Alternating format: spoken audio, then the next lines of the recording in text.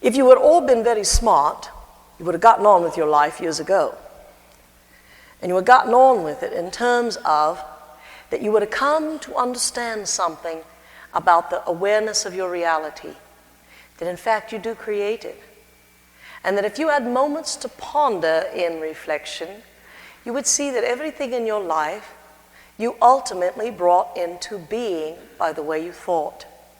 Now, memory does not necessitate reality.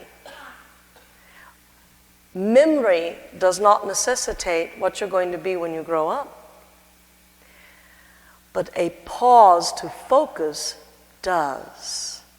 If you had the ability to pluck out any of those memories and focused upon it, that then is your reality. So people, did you know that you're running in the rears?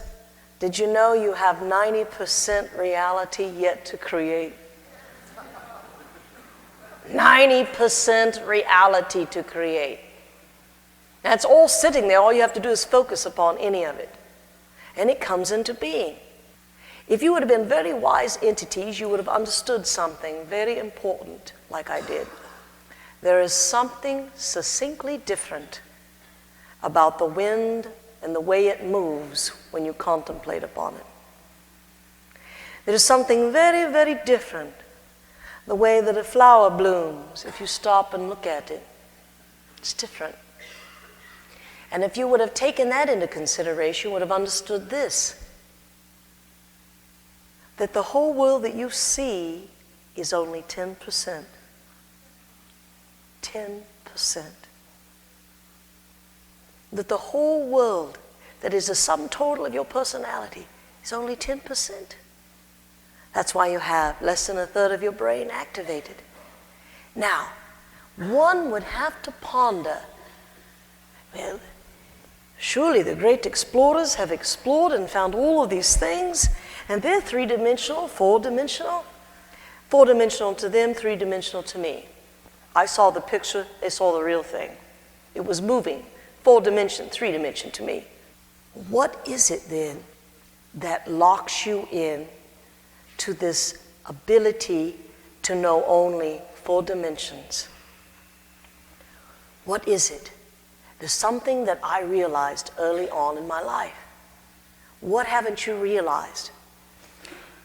If you conclude that theoretically there are more dimensions, even in the bands, we are talking 7 dimensions in the bands alone. But those dimensions are multiplied as well.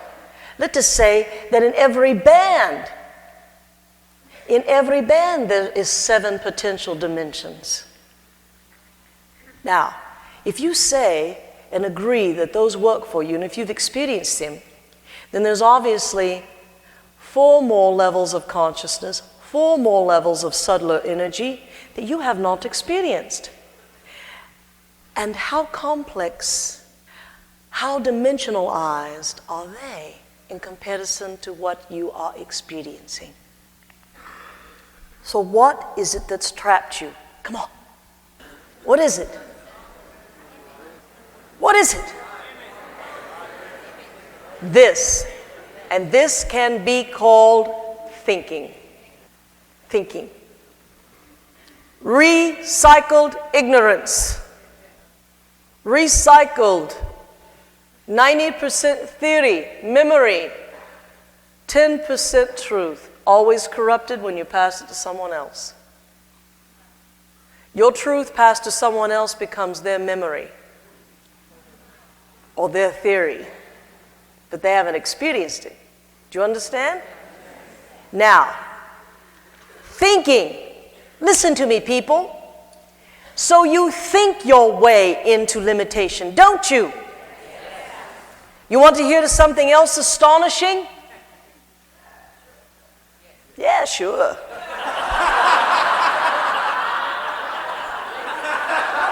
You can add this to your memory. Maybe some of you to your experience.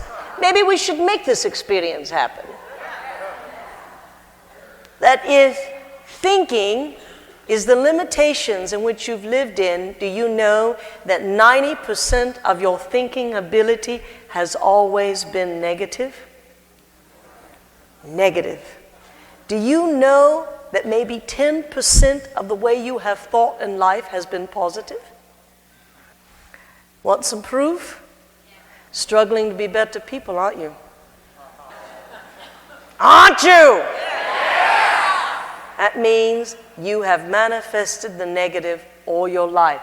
And 90% of your life has been struggling to become a success because you are a failure. And you're a failure, not by virtue of experience, but by memory.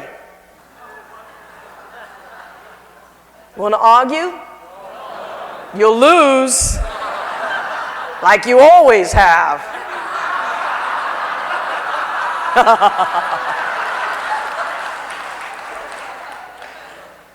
If we were to sit down and spend a day analyzing all your life by doing an extended grid and then layering it with memory, then we would also then draw lines to manifestation and how your life has been. And you would see so clearly that 90% of your life has been manifested in the negative.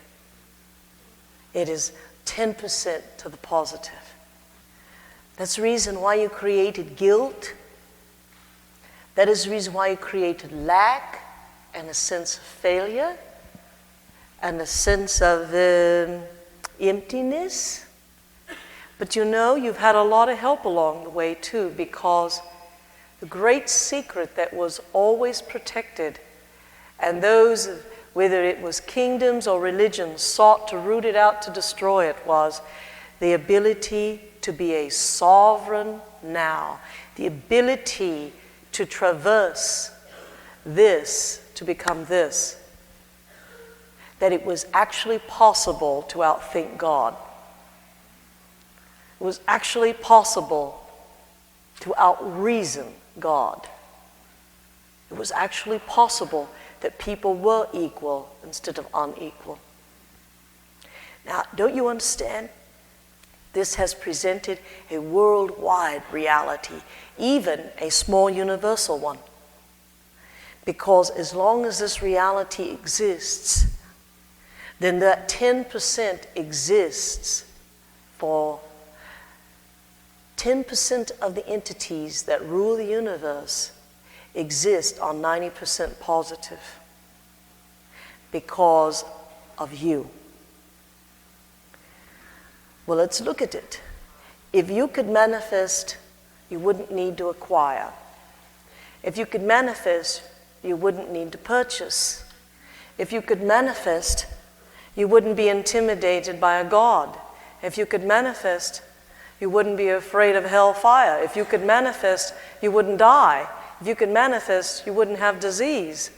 And do you see the catastrophic effects of all of that? Do you? Yes. Did you know that all that's possible? Because the material world is vulnerable to one whose piercing focus draws it into coagulation and magnetically to them. The greatest secret that your government and those who rule the world have are not machines. Such powerful minds that they can think into an electromagnetic flux and create. That's their prize secret. Now, isn't it interesting that all of your life has been lived on a treadmill of non-experience, but to the negative? All of your life. Because you've been fighting failure, so you've never actually experienced it, have you? You've been fighting guilt. You've never actually experienced it. You've been fighting it. So, all of your life, you have been living in a box, and the box is filled with human horrors. And they manifest through your mind. So, if then we would say that the whole of the human existence, everyone who lives in the world, that the world had one magnificent grid in which it does, that the world itself has grid lines, power lines. And it's interesting to see the civilizations that live within them. That if the whole world then has a matrix or a grid of thinking, the whole world, and your group is up here somewhere in this little grid box, that everything that feeds humanity comes to them electrically. Sparks that spark the brain or bring up chemically those images, and it's called programming. So the whole human civilization has one massive program. Some of it is different in different areas due to politics and religion, due to that which is termed status and world power. But everyone has a grid and they all feed off of it. It's like one large net that encompasses the world. And it's only about a foot away from your head. And you live off of that network. So the programming has benefited all of you to the degree that you are exactly what you're supposed to be. 90% negative, 10% positive. It's called mediocrity. It's called the rabble in the marketplace. It is called the sheep. It is called